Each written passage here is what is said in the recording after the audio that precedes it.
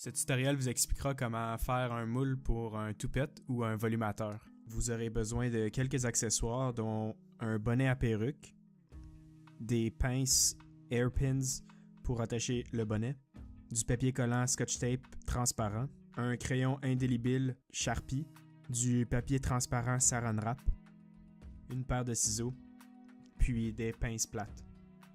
Si votre artiste a les cheveux longs, prenez le bonnet à perruque puis ouvrez un bout à l'une des extrémités, puis ensuite passez-le dans le cou de votre artiste.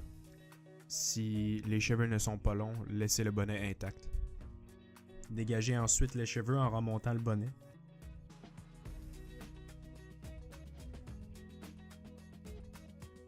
Puis attachez celui-ci avec des hairpins.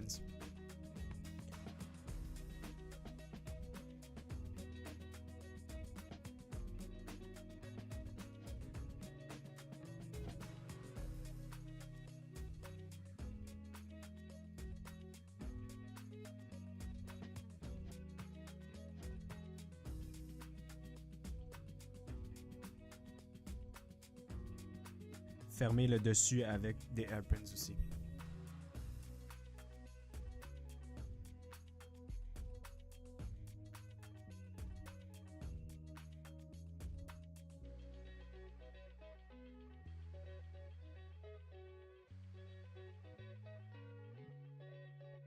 Ensuite, prenez une feuille de papier Saran Wrap d'environ 3 pieds de long, puis placez-les sur le front et croisez les deux bouts dans la nuque pour l'attacher ensuite avec une pince plate. Placez par la suite une deuxième feuille de papier Saran Wrap de la même longueur en partant de la nuque, puis amenez-la vers le front. Étendez bien le papier pour couvrir entièrement le bonnet et les cheveux.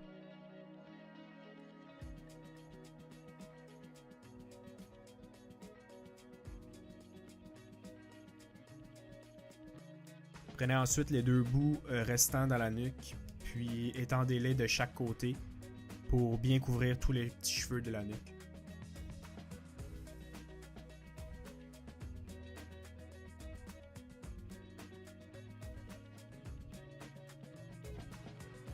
Après, avec le Scotch Tape, couvrez l'entièreté de la tête.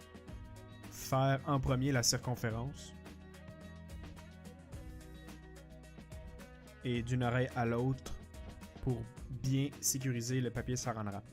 C'est important de couvrir l'entièreté de la tête avec le Scotch Tape. Faites mettre même plusieurs couches afin d'avoir un moule qui est très résistant. Par la suite, il suffit de dessiner le contour de la tête de votre artiste avec un crayon Sharpie. Ici, on change de modèle, mais l'explication reste la même. Donc, tout simplement, dessiner le volumateur de la grandeur qui est désirée.